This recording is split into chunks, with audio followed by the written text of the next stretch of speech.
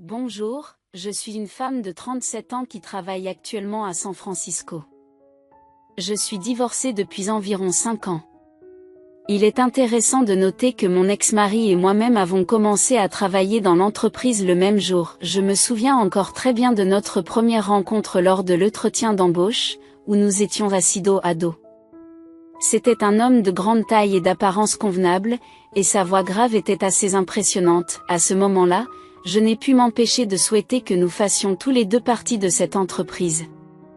Permettez-moi de mentionner modestement que j'avais obtenu un score assez élevé au SAT et que j'étais souvent félicitée pour mes excellents résultats au travail. Bien que j'ai été un peu nerveuse lors de l'entretien, j'ai réussi à décrocher le poste. Peut-être que l'auto-hypnose que j'ai pratiquée avant l'entretien m'a aidé à rester fidèle à moi-même. Le premier jour de travail, j'ai été ravie de découvrir que mon ex-mari avait également été embauché et nous sommes devenus collègues. Nous avons suivi une formation ensemble et partagé les pauses déjeuner, ce qui nous a permis de mieux nous connaître et de nous rapprocher. Alors que j'étais énergique et ambitieuse, mon ex-mari était d'une nature calme et aimable, abordant toujours les tâches avec douceur. À l'époque, je n'avais fréquenté que des mauvais garçons, mais après avoir subi de multiples trahisons, je me suis sentie attirée par le comportement doux de mon ex-mari. De son côté, mon ex-mari semblait apprécier ma personnalité active et vive, qui contrastait avec la mienne, et me trouvait charmante. Par chance, nous avons été affectés au même service, et comme nous avons passé beaucoup de temps ensemble, il est difficile de dire qui a fait le premier pas, mais nous sommes naturellement devenus un couple. Chaque jour, je me délectais du bonheur que me procurait mon mari. Attentionné et gentil. Cependant, au milieu de cette joie, il y avait des moments d'inquiétude. Comme nous étions tous deux de nouveaux employés, nous craignions les conséquences de la découverte de notre relation. J'ai donc suggéré que nous gardions notre relation secrète pendant 1 an, après quoi nous pourrions partager ouvertement notre statut avec nos collègues. Mon mari, toujours prêt à m'écouter inconditionnellement, a accepté ma suggestion. Je suis tombée encore plus amoureuse de lui pour sa nature prévenante et j'ai pensé que mes rencontres précédentes ne pouvaient pas vraiment être définies comme des rendez-vous galants. Cependant, malgré sa personnalité sympathique, mon mari avait un défaut important, il manquait d'ambition. Contrairement à moi, qui visait une promotion rapide basée sur le mérite, il semblait se contenter de n'importe quel rôle et s'attachait souvent à soutenir les autres plutôt que lui-même. Je souffrais de voir comment ses collègues profitaient de lui. Après le travail, je lui rappelais gentiment, « Chérie, n'en avons-nous pas déjà discuté ?» À mes yeux, il était clair qu'il devait s'affirmer davantage. Si seulement il pouvait le voir aussi, si vous acceptez systématiquement de répondre aux demandes de tout le monde, vous finirez par nettoyer le désordre de quelqu'un d'autre sans aucune chance de promotion. Vous n'aspirez pas à gravir les échelons professionnels, je l'ai relancé avec insistance, adoptant un ton maternel, comme une mère qui se préoccupe des notes de son enfant. Cependant, cet aimable individu s'est demandé pourquoi je m'agitais pour des choses insignifiantes, soulignant que cela ne le dérangeait pas. Malgré ses nombreuses qualités, le seul défaut important était la cause de mes fréquentes frustrations au travail. Un jour, j'ai entendu par inadvertance la conversation téléphonique de ma directrice adjointe dans le salon des femmes. « Je n'ai plus besoin de faire d'heures supplémentaires le soir ces jours-ci, » m'a-t-elle dit, « j'ai trouvé quelqu'un qui s'occupe de toutes mes tâches. Donc je n'ai pas à m'inquiéter.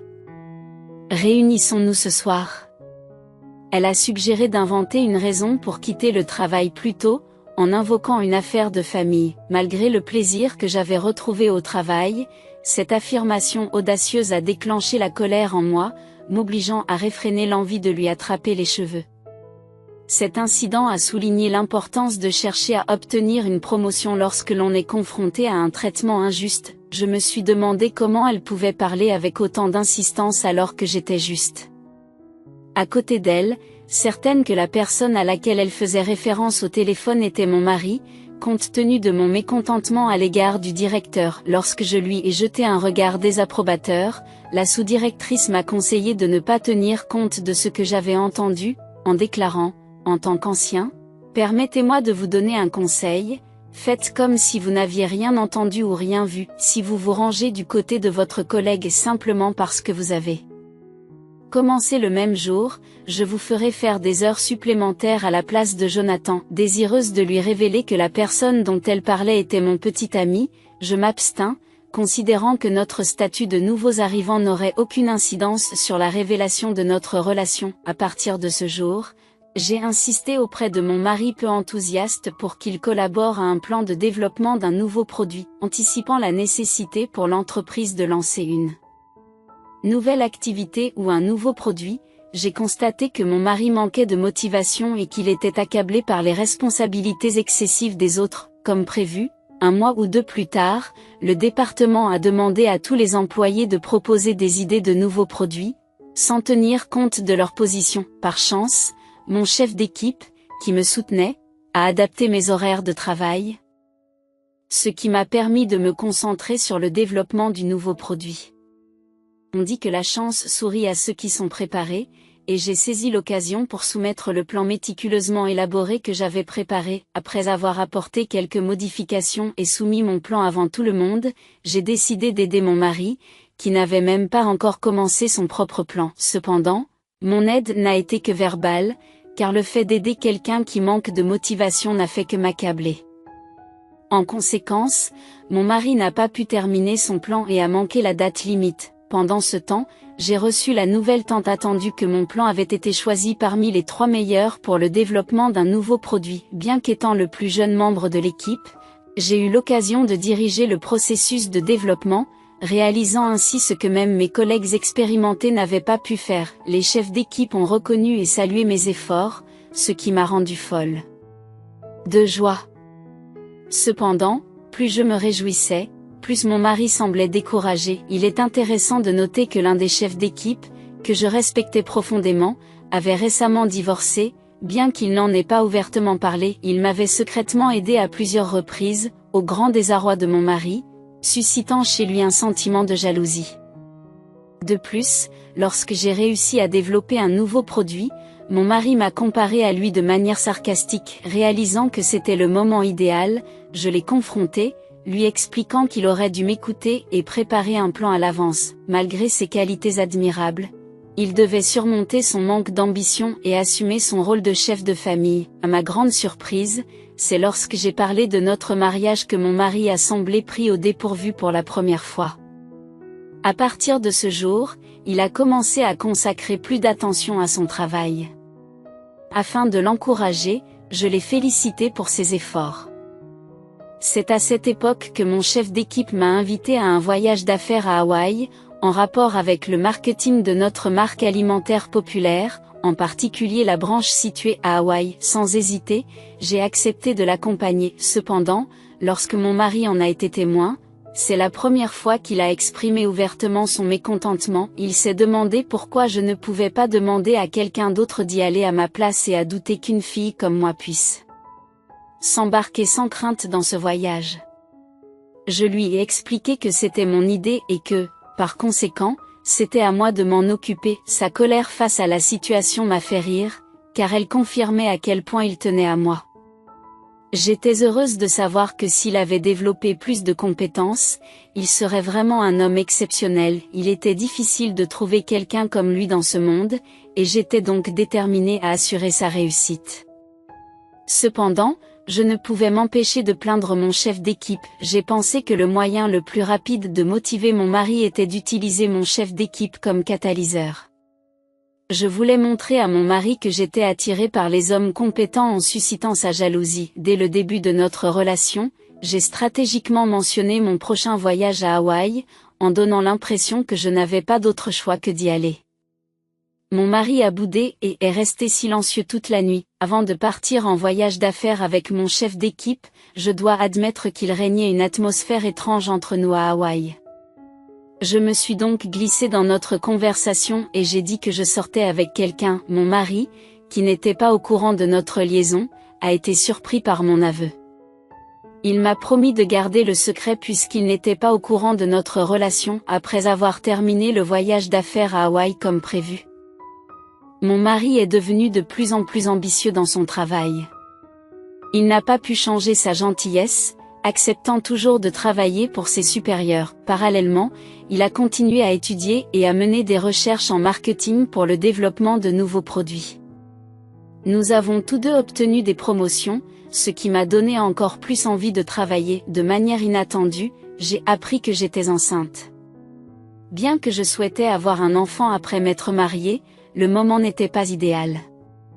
Malgré cela, mon mari était ravi et m'a demandé en mariage immédiatement. Je ne pouvais pas ignorer la vie qui grandissait en moi et trahir l'homme qui m'avait demandé en mariage avec tant de joie pour ma grossesse. Nous nous sommes donc mariés plus tôt que prévu. Il va sans dire que mes collègues ont été surpris, car ils n'avaient aucune idée de notre relation. La directrice adjointe du salon des femmes, qui avait toujours été impolie, a été particulièrement étonnée. Notre relation l'avait mise mal à l'aise, car le favoritisme de mon mari à mon égard était évident. À part elle, tout le monde nous a félicités. J'ai fait part à l'entreprise de mon malaise à propos de ma grossesse, ce qui a eu pour effet de réduire ma charge de travail. Cependant, je n'ai pas trouvé le bonheur dans cette situation. Au contraire, je me sentais un peu mélancolique. De plus, le chef d'équipe qui s'occupait de moi a donné sa démission. Mon mari s'est réjoui de cette évolution. Bien que je ne l'ai pas montré, j'étais désolée de le voir partir. Bientôt, une nouvelle assistante de direction a été engagée, apportant une nouvelle dynamique au bureau. Le chef d'équipe a été transféré dans notre service, à la grande joie de mon mari, qu'il avait rencontré lors de son entretien. La chef d'équipe était tout aussi heureuse de voir mon mari, mentionnant qu'elle se souvenait de lui. Cependant, en raison de mes changements hormonaux, je n'étais pas très enthousiaste.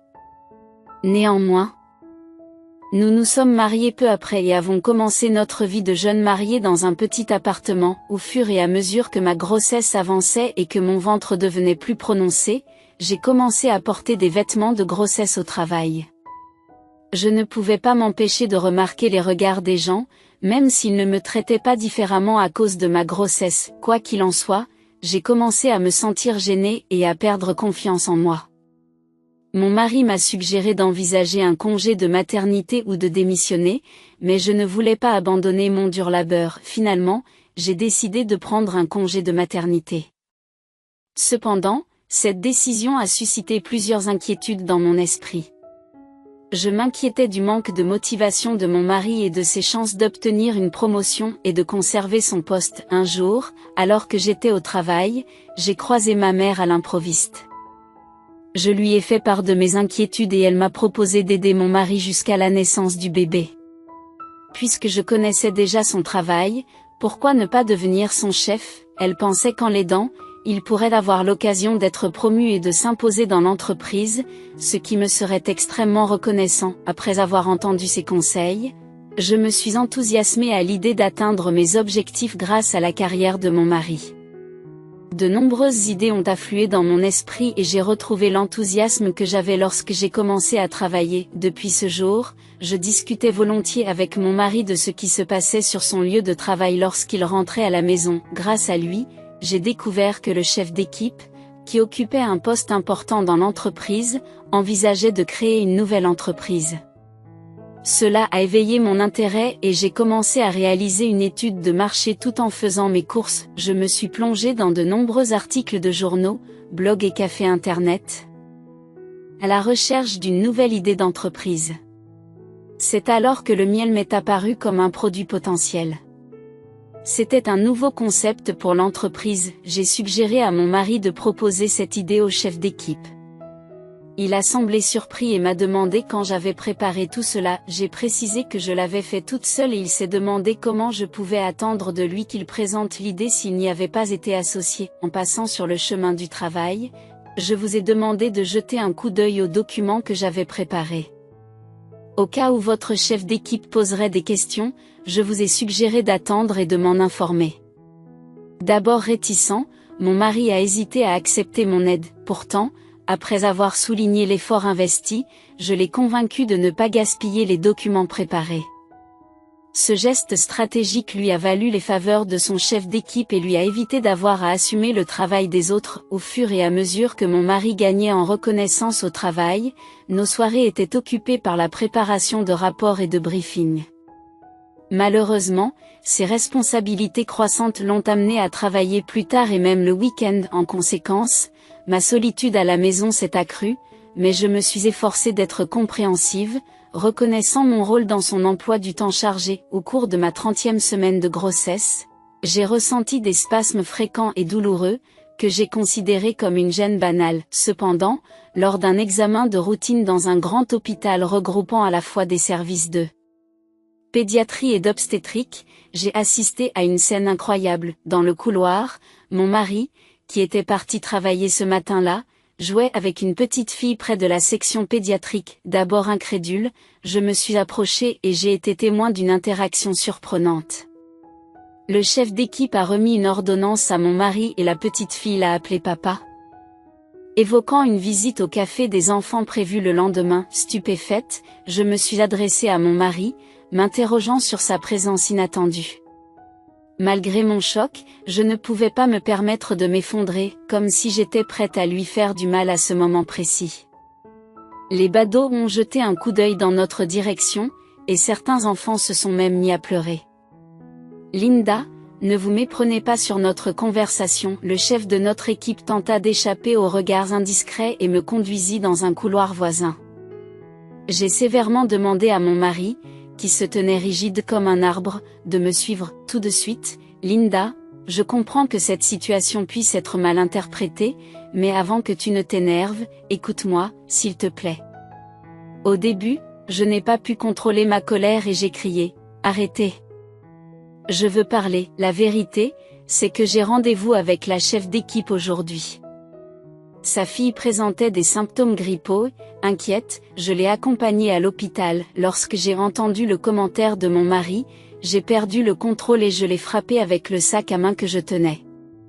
Comment pouvait-il avoir une liaison alors que sa propre femme était enceinte? Comment a-t-il pu me trahir alors qu'il n'en avait pas la capacité? Et pourtant, je l'ai soutenu, lui fournissant mes plans pour l'aider à progresser. Il a trahi notre enfant à naître, en choisissant de suivre l'enfant de quelqu'un d'autre dans le service de pédiatrie. Je ne pouvais tout simplement pas me résoudre à lui pardonner. J'ai violemment confronté mon mari. Au milieu du vacarme, un agent de sécurité s'est précipité vers nous pour intervenir, peut-être à cause du choc soudain. Je n'ai pas pu supporter la douleur extrême dans mon estomac et je me suis effondrée sur le sol, perdant connaissance. Un médecin s'est empressé de venir à mon secours, mais malheureusement, j'ai fait une fausse couche à la suite du choc provoqué par l'infidélité de mon mari et la perte de notre bébé. Je ne pouvais pas dormir, je ne pouvais pas manger, j'avais besoin d'être soignée sans la présence de mon bébé. Depuis ce jour, mon mari n'est jamais rentré à la maison. Mes beaux-parents m'ont blâmé, suggérant que je ne m'occupais pas correctement de ma grossesse. J'ai essayé de leur expliquer que leur fils avait une liaison avec sa patronne et que le choc avait provoqué ma fausse couche, mais ils n'ont pas voulu me croire. Nous avons été choqués par votre accusation, ont-ils dit. Alors nous avons interrogé Jonathan. Il a répondu qu'il s'efforçait d'obtenir les faveurs de son patron et qu'il faisait des efforts excessifs, comme un esclave. Pourquoi donc des accusations aussi absurdes? Vous restez confortablement à la maison, sans travail, n'avez-vous pas mieux à faire que d'accuser votre mari par jalousie? Quand j'écoute Jonathan, il semble que le chef d'équipe ait reconnu ses efforts pour l'aider. Alors pourquoi êtes-vous la seule à vous comporter ainsi? Vous devriez soutenir le développement professionnel de votre mari. Comment pouvez-vous l'accuser d'avoir une liaison avec son patron et de ternir sa réputation au travail? Et maintenant, vous suggérez que votre fausse couche n'est pas de votre faute, mais plutôt de celle de mon fils. Lorsque ma belle-mère a poursuivi ces accusations incroyables, je n'ai pas pu m'empêcher de rire. J'ai décidé de les confronter toutes les deux et de révéler la vérité sur mon lieu de travail. Le lendemain, je suis allée travailler, sans savoir comment ils avaient appris mon arrivée. À ma grande surprise, le chef d'équipe est venu jusqu'au hall d'entrée et m'a attrapée. Alors que je me dirigeais vers le bureau de mon mari, elle m'a fait une suggestion vraiment choquante. Linda, je n'aurais jamais cru que tu étais capable d'une telle inconscience. N'êtes-vous pas en congé? Vous n'avez pas l'intention de revenir travailler? Envisagez-vous de divorcer de mon petit ami et de démissionner? Ces paroles m'ont laissé abasourdi. Comment pouvait-elle parler de mon mari comme de son petit ami? J'avais l'impression que le monde était à l'envers. Vous devriez vous calmer et penser logiquement, a-t-elle poursuivi. Vous aviez déjà une bonne réputation avant votre mariage. Divorcez tranquillement et retournez au travail. Je m'adresserai au service des ressources humaines et je m'arrangerai pour vous trouver un autre poste dans un autre service. Vous aurez de meilleures opportunités qu'avant. Je n'arrivais pas à croire ce que j'entendais. Qui était-elle pour suggérer un divorce, et pourquoi pensait-elle avoir le pouvoir de me transférer dans un autre service? Avait-elle l'impression de détenir un pouvoir important en tant que simple chef d'équipe? Vous êtes bien audacieuse, ai-je rétorqué. Vous venez à peine de commencer à travailler ici? Qui êtes-vous pour me conseiller sur mes affaires personnelles ou pour dicter qui peut travailler dans votre service? Insinuez-vous que l'entreprise vous appartient, et comment osez-vous parler d'un transfert de service? Vous n'êtes rien d'autre qu'un chef d'équipe et une femme adultère qui couche avec ses subordonnés. Vous n'avez aucune crédibilité. Ce que vous devriez faire, c'est ne pas agir avec arrogance devant moi, mais plutôt vous agenouiller et demander mon pardon. Comment oses-tu te comporter ainsi? À ce moment-là, le chef d'équipe m'a donné une gifle. Je suis restée interloquée. C'est moi qui suis responsable ici, a-t-elle affirmé. Lorsque vous connaîtrez les faits, vous comprendrez qui je suis. J'ai le pouvoir de vous licencier à tout moment, et j'ai le pouvoir de promouvoir n'importe qui. En fait, j'ai même embauché votre mari. Tu es sorti de nulle part, tu m'as volé Jonathan, tu t'es mariée et tu es tombée enceinte. C'est incroyable. Je n'arrivais pas à croire ce que j'entendais. Ces paroles m'ont ébranlé au plus haut point. À ce moment-là, mon mari est apparu et s'est inquiété pour le chef d'équipe. Il m'a demandé, « Tu vas bien? Je te cherchais. Pourquoi es-tu venu ici? » J'ai eu besoin d'un moment pour rassembler mes idées. Je m'occupe de tout, et ils m'ont dit. Es-tu une femme qui s'accroche ainsi? Tu ne te rends pas compte que ton arrogance m'a rendu malade de toi? Je vous en supplie. S'il vous plaît, accordez-moi le divorce. Je me suis demandé si cet homme était le même mari gentil et doux que j'avais connu. Je pensais qu'il agissait par dépit. J'ai envisagé de ne jamais accepter le divorce. Cependant, il n'a pas eu de conscience et a entamé lui-même la procédure de divorce. Au départ, il a invoqué la détresse émotionnelle pour justifier le divorce. Ces fausses excuses et ma fausse couche ont alimenté ma colère à l'égard de mon mari trompeur, ce qui m'a amené à engager un avocat spécialisé dans les divorces. Au fil du temps, la procédure de divorce s'est transformée en une bataille acharnée, pleine de haine et d'entêtement. Je me suis lassée de la lutte, surtout avec l'ex-mari rusé et le chef d'équipe partial. Il n'y avait aucune preuve de leur infidélité, ce qui ne faisait qu'alimenter ma jalousie irrationnelle. Le procès semblait se retourner contre moi et j'endurais des journées infernales. Soudain, un appel téléphonique inattendu a retenti, et ce n'était autre que l'ancien chef d'équipe. Il avait toujours été gentil avec moi, et il m'expliqua qu'il avait entendu des rumeurs défavorables sur la situation dans laquelle je me trouvais. Mademoiselle Harris, ou Linda, comme il m'appelait. Il savait que je n'avais rien à gagner dans ce combat. Il m'a proposé de m'arrêter et de travailler avec lui dans son entreprise récemment créée, m'assurant de sa confiance en mon caractère. Il a insisté sur le fait que les rumeurs à mon sujet étaient fausses et qu'il croyait en la personne que j'étais vraiment. Ces paroles m'ont fait pleurer et j'ai déversé toute la douleur et la souffrance que j'avais endurée. Il m'a fait part de sa propre expérience d'un divorce similaire, ce qui m'a permis de me sentir comprise et justifiée. Au départ, j'avais envisagé de faire quelque chose de radical et de nuisible, mais ces encouragements m'ont fait voir les choses sous un autre angle. Pourquoi devrais-je sacrifier ma vie pour rendre la leur plus facile? J'ai compris que je devais me concentrer sur moi-même et ne pas sombrer dans le désespoir. La vengeance peut être planifiée pour une autre fois. Vous comprenez ce que je veux dire? Après avoir parlé avec le chef d'équipe, j'ai pleuré longtemps, non pas par sentiment d'injustice, mais par gratitude pour avoir trouvé une lueur d'espoir dans le tunnel sombre où je vivais. j'ai retrouvé un but et la détermination de continuer à vivre. Finalement, j'ai accepté le divorce dans les conditions souhaitées par mon ex-mari, sachant que j'avais pris la bonne décision. L'idée que je chercherais un jour à me venger de ces deux personnes est devenue un moteur de ma vie. J'ai travaillé sans relâche dans la nouvelle entreprise, y consacrant mes efforts jour et nuit. Puis, de manière inattendue, j'ai appris que l'entreprise nouvellement créée se développait sur la base du plan d'affaires que j'avais élaboré et remis à mon ex-mari. Déterminé à affirmer mon influence, j'ai décidé d'améliorer le concept en introduisant une nouvelle idée dans la même entreprise et en l'affinant. Notre entreprise a connu une percée significative dès son lancement, bien qu'il s'agisse d'une start-up. Sous la direction d'un PDG largement reconnu et jouissant d'une excellente réputation dans le secteur, nous avons rapidement progressé. Mon idée de contribution a joué un rôle essentiel dans notre succès. En l'espace de 3 ans, nous sommes devenus des concurrents redoutables sur mon ancien lieu de travail. Plus tard, j'ai appris que l'entreprise de mon ex-mari se lançait dans une nouvelle aventure, ironiquement, le même projet que j'avais partagé avec lui.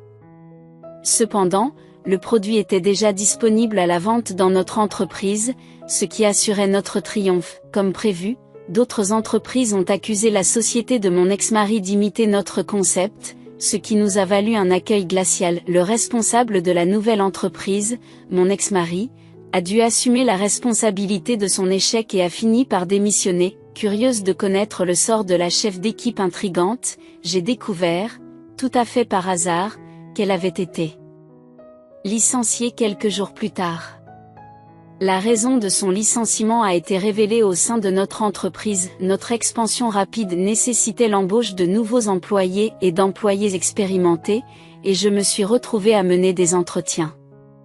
À ma grande surprise, un visage familier est apparu, celui d'une chef d'équipe de mon précédent emploi. Son arrogance s'était estompée et elle portait désormais un numéro de matricule sur la poitrine. En observant le salaire qu'elle souhaitait, j'ai été étonnée par le montant exorbitant qu'elle demandait, bien au-delà de ses capacités. Je ne pouvais pas le comprendre et je l'ai quittée, visiblement irritée par mon apparent dédain. Cependant, sa surprise a été palpable lorsqu'elle a réalisé que j'étais le directeur. Curieuse, je l'ai interrogée sur les raisons qui l'avaient poussée à quitter son emploi précédent. J'avais entendu dire qu'elle y exerçait une grande influence. Aurait-elle, par hasard, eu des liaisons inappropriées avec des subordonnés, ou son petit ami l'aurait-il trahi? Était-ce sa tendance à favoriser les hommes non qualifiés et à avoir des liaisons secrètes dans le dos de leurs épouses? Je l'ai confrontée à l'audace, en lui demandant si elle avait l'audace de chercher un emploi ici après avoir mené une telle vie. Je lui ai rappelé le dicton selon lequel on rencontre son ennemi sur un pont en bois. La question est restée en suspens. Quelle ironie! N'est-il pas remarquable que nos chemins se soient croisés à l'occasion de cet entretien? La femme tremblait d'excitation en se levant de son siège. Je n'ai pu réprimer un sourire. Vous ne trouverez jamais de travail dans ce secteur, je m'en assurais. C'est dommage pour vous, mais j'ai suffisamment d'influence maintenant. Que ce jour reste gravé dans votre mémoire. Adieu. Ses épaules tremblantes trahissaient ses larmes tandis qu'elle sortait du bâtiment. Une vague de soulagement m'envahit, comme si quelque chose qui était coincé dans ma poitrine depuis une décennie venait enfin d'être libéré. J'ai traversé tant d'épreuves pour en arriver là. Par ailleurs, j'ai découvert, en examinant les candidatures, que mon ex-mari avait également postulé dans notre entreprise. Heureusement, sa candidature a été rejetée. S'il s'était présenté à l'entretien, j'aurais aimé lui donner un bon coup de poing. Il est regrettable de ne pas avoir eu cette chance si jeune. J'ai dû faire face à une adversité énorme, mais dans mon moment le plus sombre, j'ai rencontré un ange qui m'a guidé vers le succès lors de ma deuxième tentative. Cependant, cela ne signifie pas que je peux effacer le passé. Même si cela reste difficile, je suis déterminée à faire un pas en avant. C'est la seule façon de surmonter le malheur que j'ai enduré. Je vous remercie d'avoir prêté l'oreille à mon histoire, je vous souhaite beaucoup de succès dans vos projets futurs. Votre soutien et vos commentaires perspicaces dans la section des commentaires, ainsi que les mentions j'aime et les abonnements, sont très appréciés. Je vous souhaite une excellente journée.